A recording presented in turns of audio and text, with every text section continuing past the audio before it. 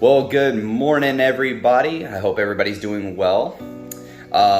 So I just wanted to share like a little teaching with you guys because it definitely applies in our everyday life, but you see it a lot. So this story takes place in Genesis, and it's a story about Jacob and Esau. Now, Jacob and Esau were brothers. Jacob was the younger brother, Esau, of course, being the older. And throughout their lives, Jacob was a bit of a weasel. He was kind of a deceiver. He was good at manipulating, etc. And he kind of robbed Esau of a couple of things. He took his birthright over a bowl of soup. He took his father's blessings. They tricked their father into blessing Jacob instead of Esau. So throughout his life, Jacob did quite a few things that weren't good, that weren't really okay. But eventually, Jacob broke away.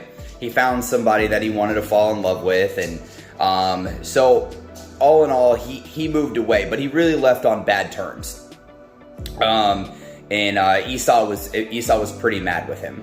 So anywho, years and years, we're talking at least almost 30 years went by, and Jacob had ended up getting 2 wives.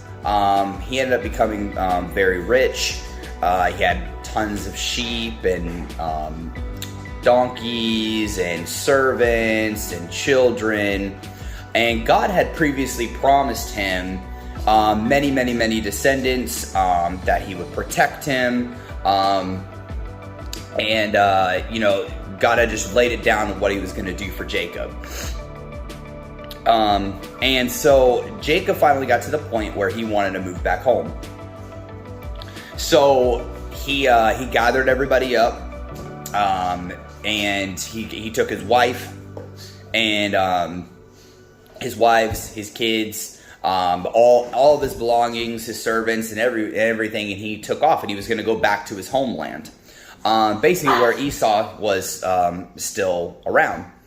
And so he takes off. And he's getting pretty close back to his homeland, and he's trying to figure out how Esau is going to take this. He hasn't seen Esau in a long time, so he takes a servant and tells him to go to Esau's house and tell him that I'm coming. So messenger does what he's told. He goes over there, and Esau, his servant, came back, and Jacob was like, "So, how's my brother Esau? And is he coming to see me?" And he goes, "Yeah, he's coming to see you, and he's got about 400 fighting men with him." Jacob loses it, absolutely loses it, and he's just freaking out. He's like, "Oh my God, he's gonna kill us all." He's over there, he's praying to God. "Why, God? You told me you were gonna protect me. All these different things, and look at, my brother is coming to kill me." And so he's like trying to figure out how he can make his brother happy, and he's trying to figure out everything for himself. And so he separates half of his flock and sends half of the servants one way. He's like, "I'm going to get a whole bunch of gifts for him." So he takes like 200 sheep and female sheep and male sheep and donkeys and all these different things.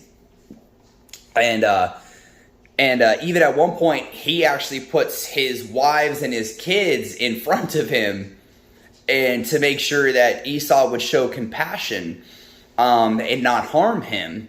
And so, this whole time he's just been freaking out.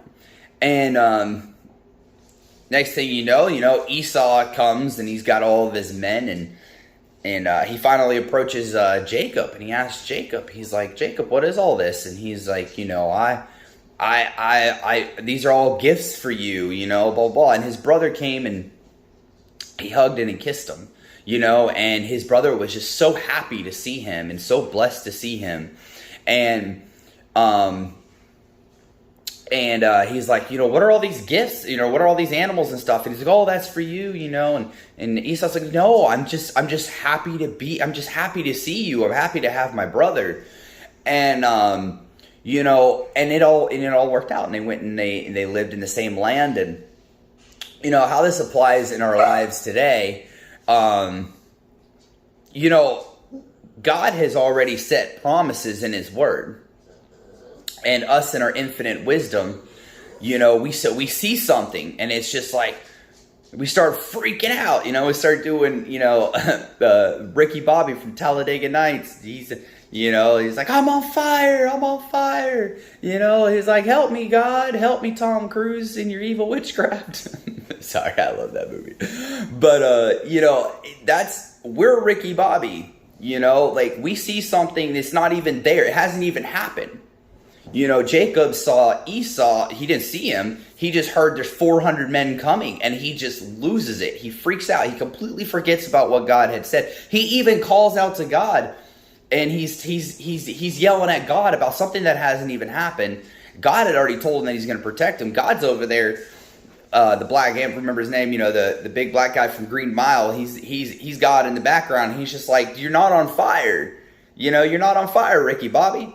And you're over there, rolling around, and you're freaking out. You're selling your house. You're selling the car. You're taking out a second mortgage. You're finding somebody to give you a loan. You're looking for other jobs. You're freaking out about your relationship, and you're just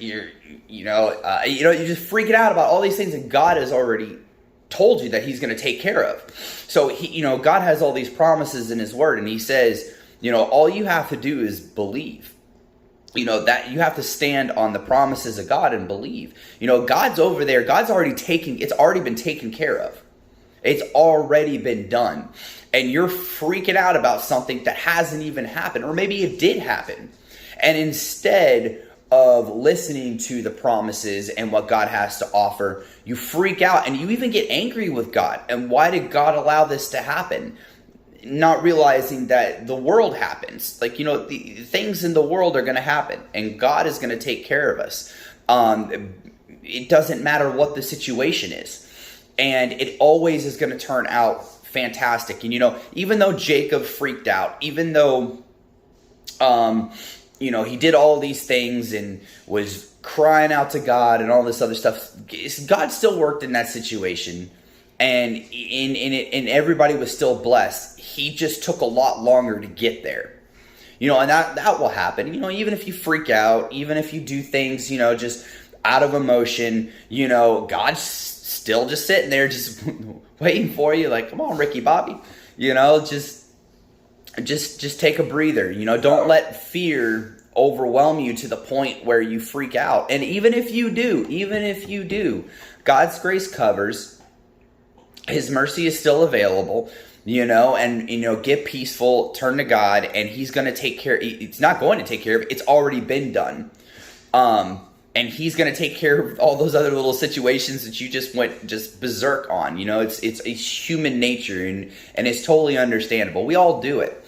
But the more you grow with God, and the more you learn his word, and the more you learn his promises, the less you freak out when situations arise. So, I just wanted to share that with you. You guys are awesome. You are very much loved. God is working even when you can't see it, even if the situation looks bigger than you.